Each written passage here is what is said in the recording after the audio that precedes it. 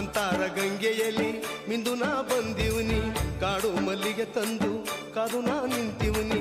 ಕಣ್ಬಿಟ್ಟು ನೋಡು ಸ್ವಾಮಿ, ಕರುಣೆಯ ತೋರು ಸ್ವಾಮಿ. ಕೈಯಲ್ಲಿ ಕಂಸಾಳೆ ನುಡಿಸಿ ನಿಂತಿವ್ನಿ, ಮನದಲ್ಲಿ ಮಹಾದೇವ ಎಂದು ನಾ ಕೂಗಿವ್ನಿ. ಈ ನನ್ನ ಮೊರೆಯ ಕೇಳೋ, ನೀನೊಂದು ಮಾತ ಹೇಳೋ. ನೀನು ಭಕ್ತರೆಲ್ಲ ಬಂದವರೇ, ದರ್ಶನಕ್ಕೆ ನಿಂದವರೇ ಮಹದೇಶ್ವರ.